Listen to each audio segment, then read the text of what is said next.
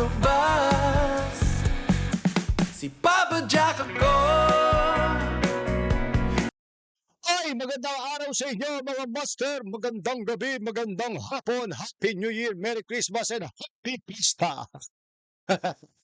Anong oras yung man ito napapanood? Aba, welcome kayo dito sa ating channel. Ano nga ba ang pag-uusapan natin? Ano nga ba ang tamang saddle? Ayan na yung title natin, oh. Yan! Ano nga ba ang tamang saddle para sa'yo? Tama ba yung saddle na gamit mo? Paano nga ba pumili ng tamang saddle?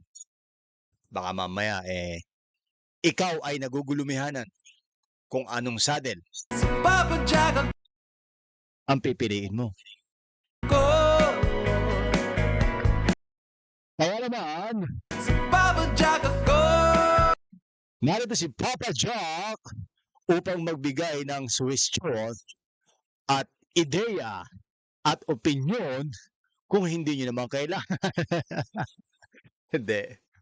Magbibigay tayo ng opinyon, magbibigay tayo ng idea kung ano nga ba yung saddle na nararapat sa bisikleta mo at para sa iyo. Papa Jack ako. Pero bago natin simulan yan, siyempre, isang like, isang subscribe, isang follow, aba, masayang-masaya na tayo dyan. Napakalaking bagay na yan sa ating channel. Ito yung ating mga socials. Ito ang ating FB page, ating TikTok, at ating YouTube channel. Kung hindi ka pa nakaka-follow at nakaka-subscribe, Kahit si Papa Jack ako. ako po si Papa Jack at narito ka ngayon sa Bike Talk with Papa Jack. Si Papa Jack ako. Si Papa Jack ako. Okay, huwag tayo nagpatumpik-tumpik pa. Simulan na natin to para at least makarami tayo. Alright? Ikaw ba ay naguguluhan kung anong saddle ang gagamitin mo? Pero huwag ka mag-alala. Marami akong ibibigay na saddle sa'yo. Baka sakaling makatulong.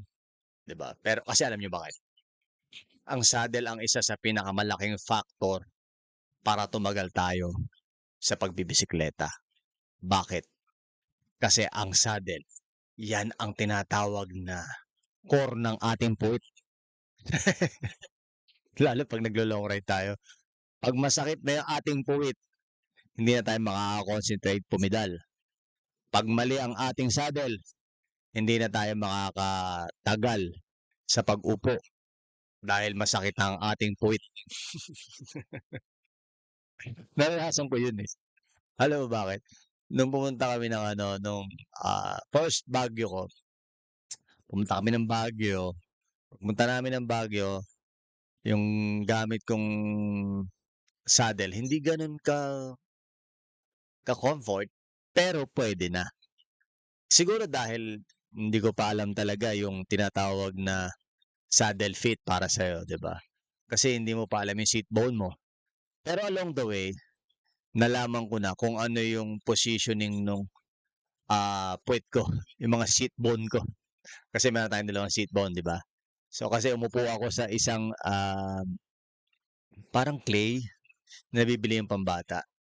Nilatag ko yun sa isang karton, tapos paglatag ko sa karton, ano ko na yun, kinalat ko, tapos inupuan ko, nang nakabrief lang ako. Tapos doon ko nakita yung seat bone ko, kung gaano siya kalayo. Pero hindi siya malayo yung dalawang kanto, Yung sakto lang, yung tama lang. Kumbaga parang nakakaupo naman ng maayos.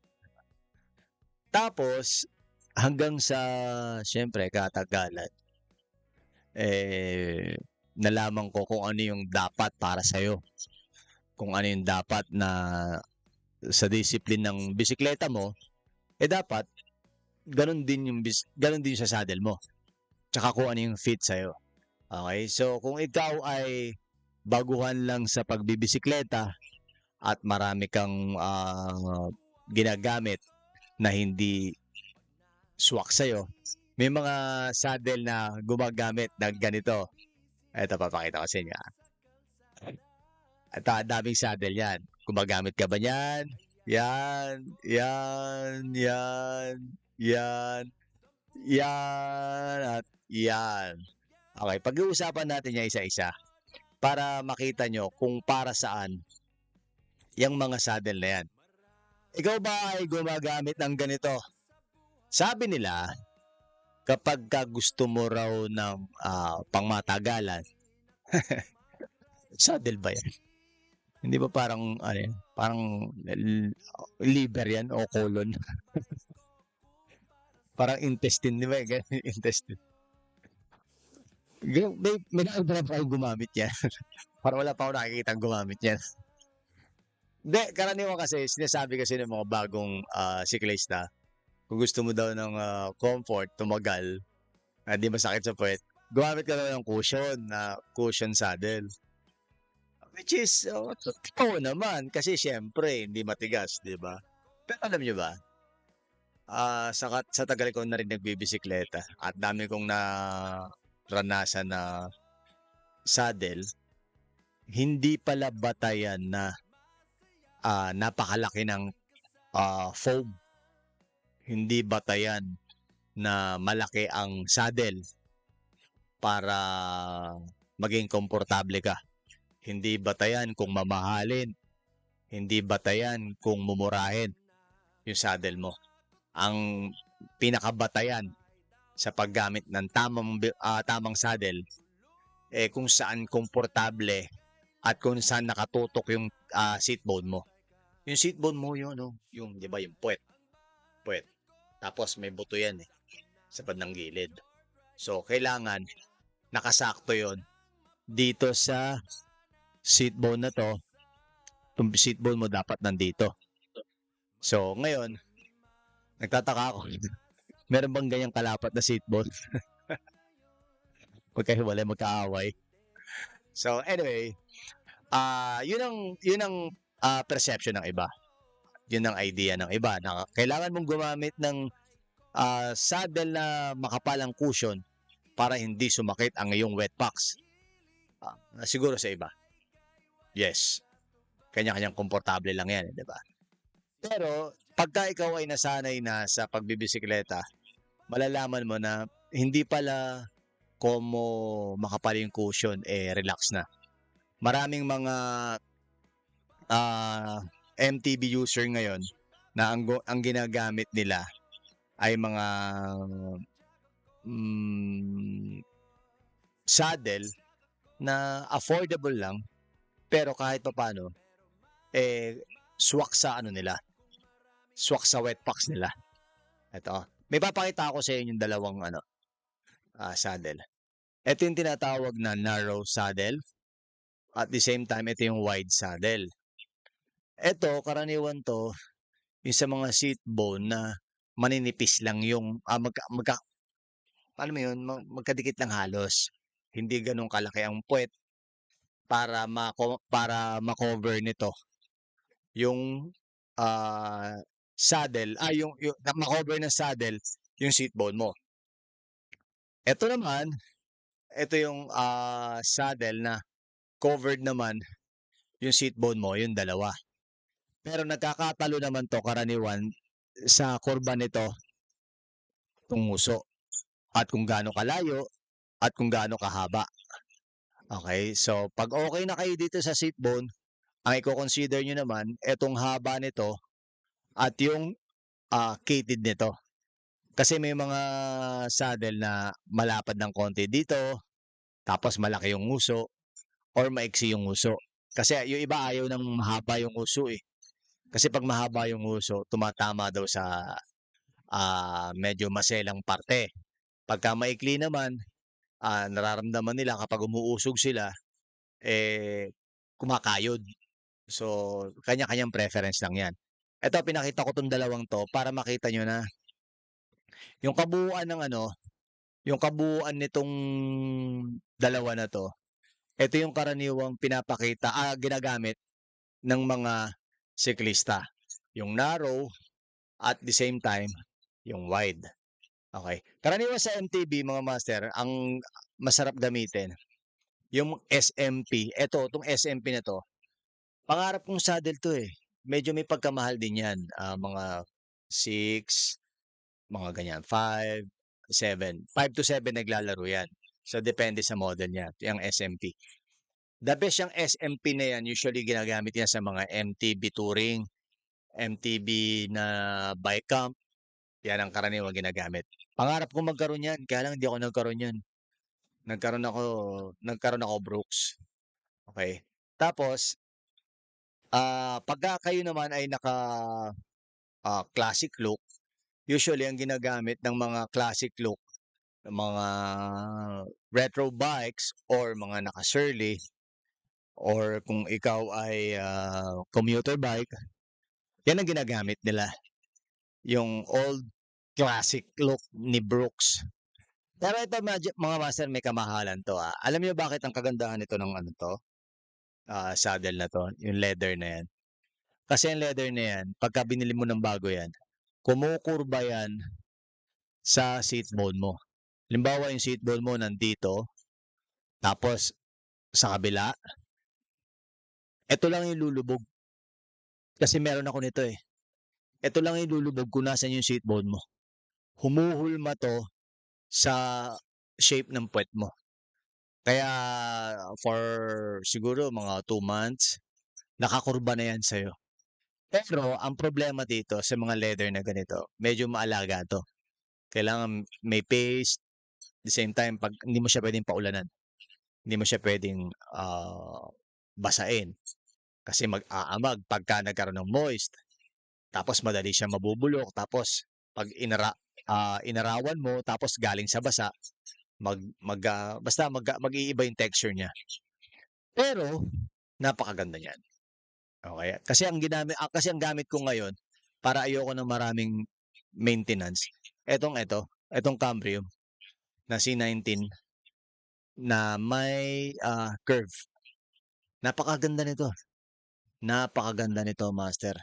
Wide kasi ako, tapos nalaman ko na etong curve na 'to, napakasarap nitong para sa'kin, Kasi nag-bike fit din ako sa sarili ko. So far, eto yung nakakabit kay Stragi, yang Brooks na 'yan. Napakaganda niyan, promise.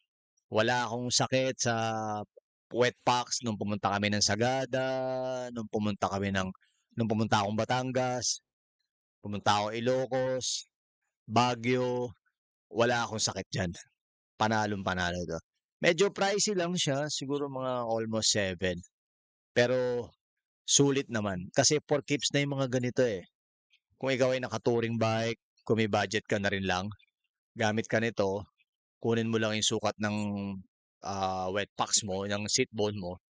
Kung ikaw ay naka-narrow, kapagka ikaw ay naka-narrow, puwede kang kumuha ng may curve, ayan. Yan yung curve na, narrow yung design. Tapos kung ikaw naman ay, gusto mo malapad, eto ang gamitin mo, yung C90 na curve. Maganda yan, napakaganda yan, promise. Ako na mismo nagsasabi sa inyo. Tapos sa mga naka-road bike, aero bike, usually ang ginagamit nila ganito, bakit ganyan? 'Di ba, why ganyang saddle? Kasi yung mga ganyang saddle karaniwan pang-aero yan. Kaya ganyan kakitid yan, hindi ka naman puwedeng mag-relax lang, eh. Titira ka niyan na naka-close yung buong katawan mo. At ginagamit yan usually sa mga triathlete, 'di ba? Ginagamit ng mga triathlete yan sa race nila. Kasi the more na ganyan ang ano mo, saddle mo, mas mabilis ka kasi naka-aerodynamic ka, okey? So, tapos kung ikaw naman ay, asan na yung isa pa? Chotomate, chotomate. Ay hindi yan. Chotomate. Eto yung C90 na ginamit ko, saddle. Eto yung wide and narrow. Yan. Karaniwan kasi sa mga MTB ang ginagamit yung mga, ano lang, ordinary lang. Kasi sa ordinary yung mga ginagamit nila, yung mga 400, 350, okey na yun, eh. Actually may nagamit akong saddle. Yung gamit kong saddle is yung Snake ng DDK. Magkano lang yun, 800 tapos naka-sale ngayon sa Quiapo, 500 na lang yata, 600 na. So, kung meron kayong pagkakataon, kunin niyo yun, yung DDK na Snake. Panalo yun, walang kasakit-sakit sa puwet yun. Para sa'kin, pero malay ko kung sa inyo, pero palagay ko naman sa inyo rin magiging ano yan.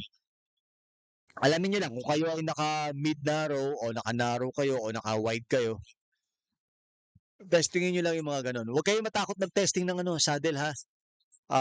Kung may pagkakataon kayong bumili ng, wide saddle para sa inyo at hindi na fit sa inyo, di kumuha kayo ng, narrow saddle. Kapagka hindi pa rin fit sa inyo yung narrow saddle, kumuha kayo ng short fit na saddle. Karaniwan yung may mga short o yung may mga long tsaka yung mga sports type na saddle, si Sel Marco. Si Sel Marco, may mga pagpipilian kayo na maiksi, may mahaba, tapos may malapad, may maiksi. Depende sa budget nyo. Siyempre, kasi kapagka nagpa-bike fit kayo, titingnan nila yung seat bone nyo. Pag nakita nila yung seat bone nyo, naka-design para dun sa model ni Sel Marco, wala kayong magagawa. Bibili nyo yun. Kaya kung ayaw nyo na magpa-bike fit, kung kapos pa sa budget, huwag kayong manghinayang na mag-experiment sa mumurahin muna na saddle. Yung mga tighalagang 500, 600. Tsaka na kayo bumili ng mamahaling saddle kapagka alam nyo na yung kondisyon ng wet packs nyo. Kung alam nyo na yung position ng wet packs nyo. Kung halimbawa kayo ay naka-narrow, bumili kayo ng mamahalin na narrow. Kung kayo ay wide, bumili kayo ng mamahalin na wide. Short fit, long fit, o sports type. Bumili kayo ng mamahalin. Pagka sigurado na kayo na dun kayo fit. Okay? Kesa bumili ka agad kayo ng mamahalin, sayang yung pera. Okay? So, yun lang. Yun lang yung natin, mabilis na episode natin. Kasi gusto ko lang na i-share sa inyo kasi may nagtanong sa akin kung ano daw ba yung gamit kong kung ano daw yung gamit kong saddle. Sabi ko, sa saddle, mahirap mag-suggest, especially kapag personal reference mo yung gagamitan mo. Kasi iba't iba tayo ng preference eh. Hindi naman kung ano yung fit sa akin, fit sa inyo. Kung ano yung fit sa inyo, fit sa akin. So kailangan ikaw mismo o ako mismo sa sarili ko, nararamdaman ko kung fit sa akin o hindi. Para magpapalit ako. Hindi ako makikinig sa iba na, sabi ni Papa Jack, fit sa akin to, maganda daw to. Hindi ganon. Hindi ko mo sinabi ko na maganda to, maganda yon. Maganda yon para sa inyo. Dapat alamin nyo rin, kaya lagi ko sinasabi, alamin nyo rin kung ano yung posisyon o kung saan kayo komportable sa bawat pyesa na sinasabi ko sa inyo. Mapa-saddle man, mapa-handle grip man, o mapa-crank, setup, nasa inyo yun. Kung anong size ng bisikleta, anong goma, yan ang pinaka dapat nyong isipin at palagi nyong pag-aaralan. Okay, siya nga pala, meron na akong favorite na bagong goma. Hindi sponsored to pero napakaganda nun. Soon i-reveal ko sa inyo kung ano yung pinaka the best. Pang gravel bike, tapos pang MTB, pang city ride. Promise. Napakaganda nun. Okay, so hanggang dito na po tayo. Palaging tandaan, mahihirapan pero hindi susuko. Palawakin ang kaalaman. Siya nga pala, baka hindi ka pa nakaka-follow dito. Pa-follow na ako dito, mga master. Maraming salamat sa inyo. Shoutout sa mga bago nating followers at maraming salamat sa patuloy na pagsuporta sa mga datihan pa nating mga kaibigan. Okay? At palaging tandaan, humingi sa Diyos ng gabay para sa ating paglalakbay. Ciao. Papa Jack ako.